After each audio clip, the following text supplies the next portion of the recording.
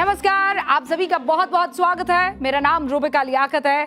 इस वक्त आप देख रहे हैं न्यूज की पाठशाला, टाइम्स नाउ नव भारत। 8:50 हो चुके हैं। अच्छा, आपको ये बता दूं मैं कि ये एक्स्ट्रा क्लास है न्यूज की पाठशाला। पहला चैप्टर राजनीति शास्त्र का, मुद्दा है राष्ट्रगीत का। जिद है भारत के उस राजनीतिक पार्टी की जो सबसे पुरानी है, लेकिन पिछले कुछ दिनों से वंदे मातरम को लेकर कांग्रेस का रुख जो रहा है, उससे सवाल उठ रहे हैं कि कहीं ये पार्टी अपने ही बुने जाल में फंस तो नहीं गई है। राष्ट्रगीत वंदे मातरम को पूरा गाने में कांग्रेस को क्या परहेज है? क्या है उसकी दुखती रग? क्यों बीजेपी आरोप लगा रही है कि कांग्रेस नई मुस्लिम लीग बन गई है? ये सब कुछ आज आपको सबूतों के साथ बताने वाली हूं। इतिहास के पन्नों में छिपा दिया गया ये वो राज है जिसे तुष्टीकरण की सियासत करने वाली पार्टियां अपने फायदे के लिए इस्तेमाल करती रही। तथ्यों और तर्कों के साथ पूरी की पूरी रिपोर्ट अब आपके सामने। प्रस्ताव स्वीकृत हुआ, विधेयक पारित हुआ। The bill is passed.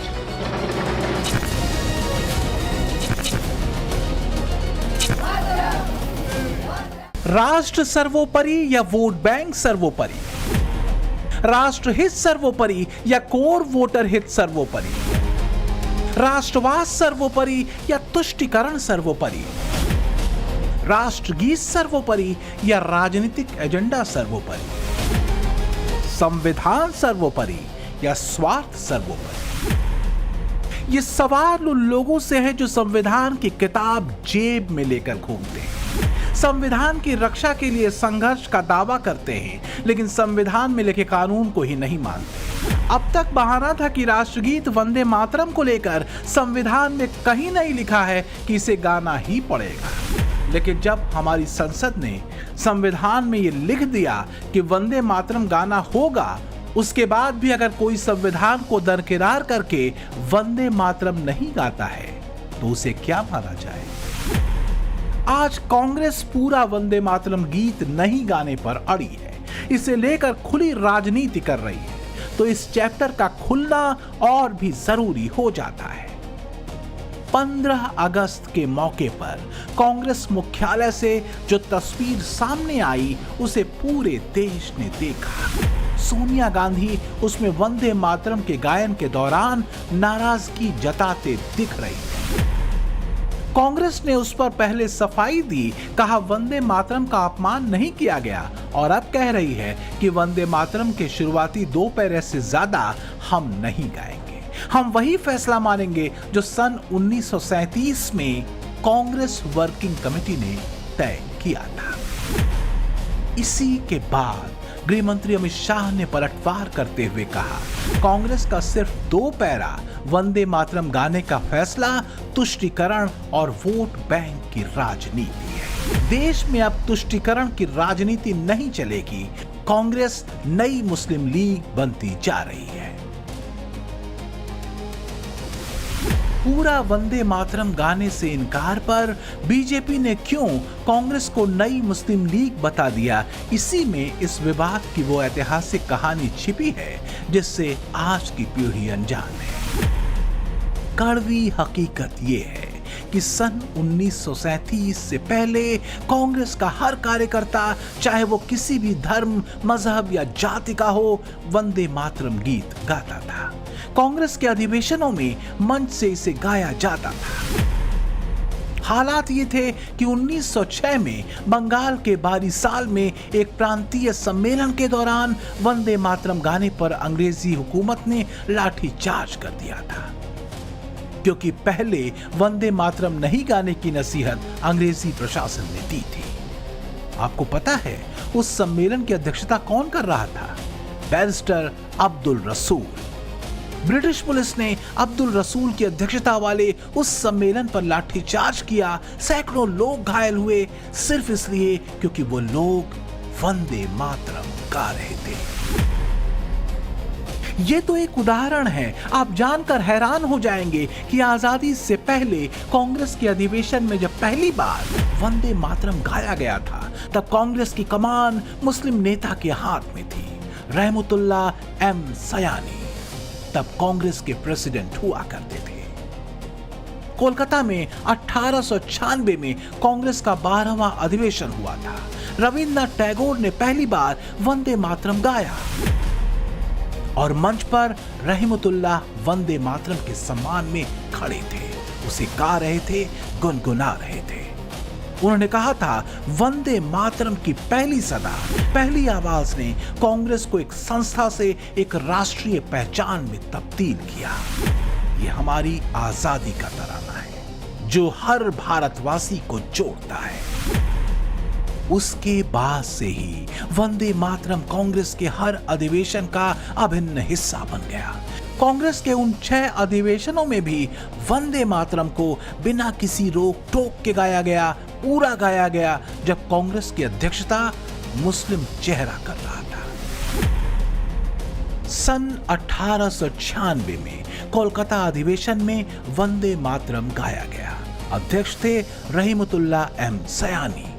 1913 में कराची में कांग्रेस का 28वां अधिवेशन था, वहां वंदे मातरम गाया गया। अध्यक्ष थे नवाब सैयद मोहम्मद बहादुर। आज की मुंबई में सन 1918 में कांग्रेस का स्पेशल अधिवेशन हुआ, वहां वंदे मातरम गाया गया। अध्यक्ष थे सैयद हसन इमाम।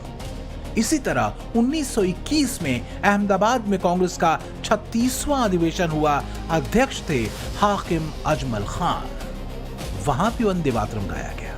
1923 में दिल्ली में कांग्रेस का स्पेशल अधिवेशन हुआ, अध्यक्ष थे मौलाना अबुल कलाम आजाद, वहां भी वंदे मातरम गाया गया। 1927 में मद्रास में कांग्रेस का 42वां अधिवेशन हुआ, अध्यक्ष थे मुख्तार अहमद अंसारी, वहां भी वंदे मातरम गाया गया। आजादी की लड़ाई में हिंदू, मुस्लिम, सिख, ईसाई हर भारतवासी वंदे मातरम का तराना गाता रहा। इसे गाकर फांसी के फंदे को चूमता रहा, क्योंकि यह गीत उन्हें अपनी जन्मभूमि, अपने मादरे वतन की आजादी की प्रेरणा देता था। उनके लिए वंदे मातरम राष्ट्रीय एकता का गीत था। 1905 में जब अंग्रेजों ने धर्म के आधार पर बंगाल का विभाजन किया, 6 अगस्त को कोलकाता के टाउन हॉल में 30,000 लोगों ने एकजुट होकर वंदे मातरम गाया था, जो स्वदेशी आंदोलन का प्रतीक बन गया। इतिहास पलटकर देख लीजिए, उस प्रदर्शन में हिंदू, मुसलमान सब थे, बल्कि मुस्लिमों की तादाद ज्यादा थी।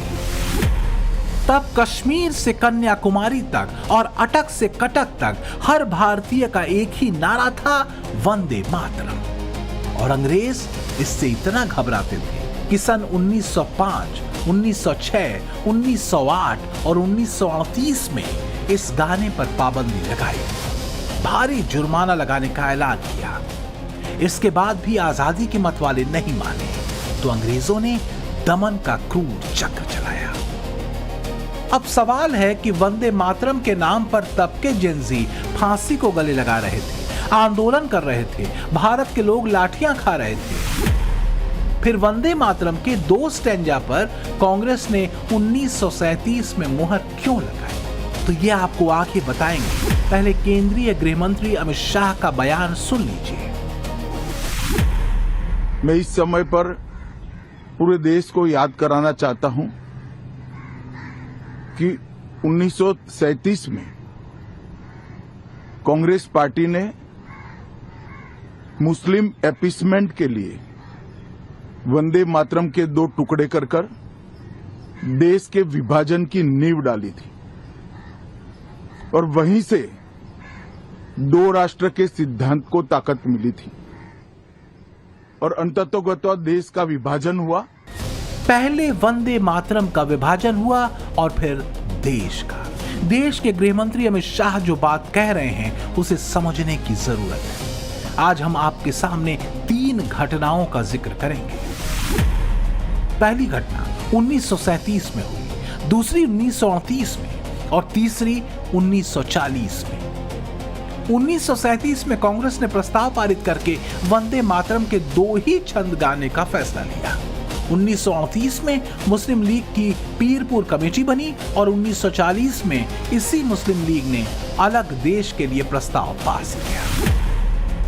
आगे की बात ध्यान से सुनिए, क्योंकि यही वो 3 ऐतिहासिक घटनाएं हैं जिन्होंने टू नेशन थ्योरी की भूमिका तैयार की और देश बट गया।